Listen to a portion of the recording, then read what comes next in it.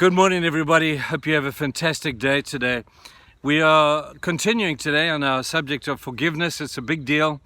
There's so much hinges on us learning what true forgiveness is about, and obviously being truly forgiven by God is the foundation of everything that we need to know.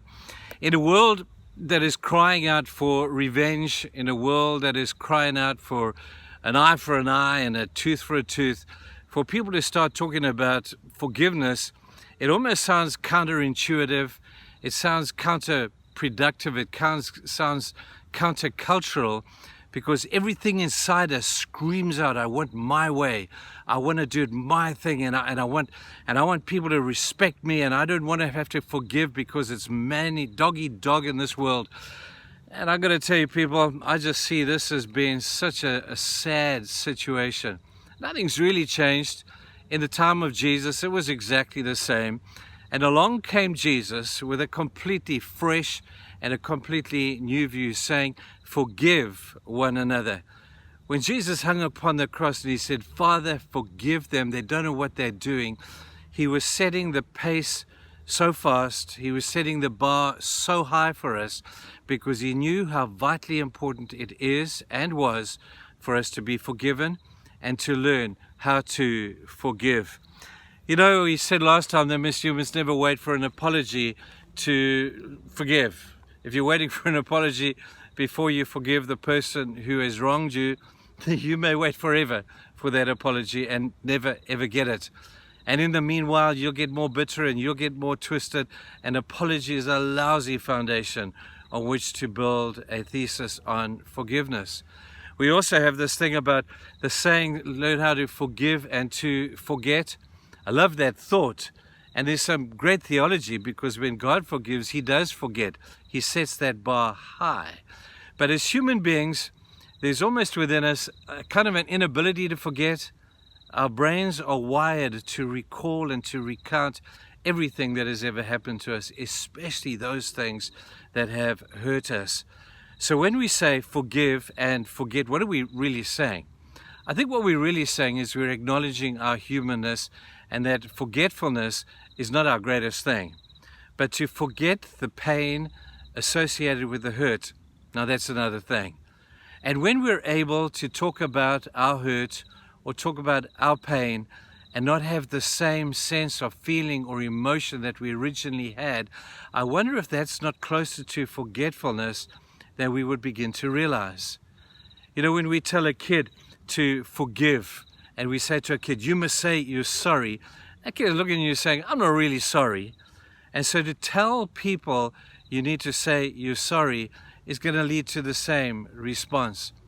But I think the greatest tragedy of unforgiveness is that it inhibits you. It becomes your point of identity. It becomes who you are. My son Daniel was over in Thailand a short while ago, and he was walking the streets of Thailand, and he saw a person selling a bird.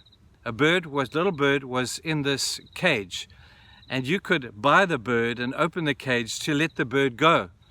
And so, loving animals as he did, he went and he bought a cage. He wanted to let the bird go. But as he opened the cage door, the bird wouldn't get out. The bird had become quite comfortable living in this little constrained world. This bird had forgotten what it was like to fly in the sky and to go around and enjoy life.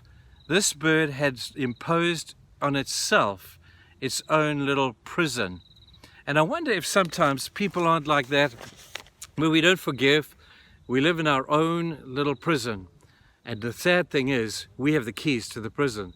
In fact, the door is open to us, and freedom is available to us if we would just let it go. Let it go. Those pain that people have caused, and those pains that people have done to you, those hurts. I don't want to belittle anybody's pain or make it worse or less than it really is, but it's not doing you any good to hold on to it. We need to get out of that cage and fly like we were meant to fly. The tragic thing is that many people think, well, I need to go for therapy and I need to go for counseling, and I'm into that stuff. I think that is great. But every process begins with an event. And the event says, I am choosing today that I'm going to forgive. And once you've chosen to forgive, the process can then begin. Sadly, for many people, they embark upon a process without there being an end in mind. And the sad thing is the process becomes the end. And then at the end of the day, there's no end to the process. It goes on and goes on and goes on. How much longer are people going to talk about these hurts that you've experienced? I've heard people recounting stories from 20, 30 years ago.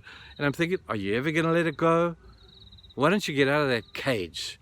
Why don't you let it go and give yourself the freedom that you deserve and God wants you to have? You see, forgiveness is not necessarily just for the one who has done you wrong. Forgiveness is actually for you, so that you can forgive, you can move on and live the life that God would want for you to live. Let me ask you, today, people hurt you. How much longer are you going to keep talking about it? How much longer are you going to dwell in this thing? How much longer are you going to live in that cage that stops you from flying into freedom when you have the keys? The door is open. You can leave right now. Begin that event. Embark upon the process of what we're talking about right now, and we'll clinch it tomorrow. And I really hope and pray, man, that you get out of the cage and that you fly free from that which holds you back and makes you angry and bitter. Guys, think about it. Have a great day, and let's go save the world.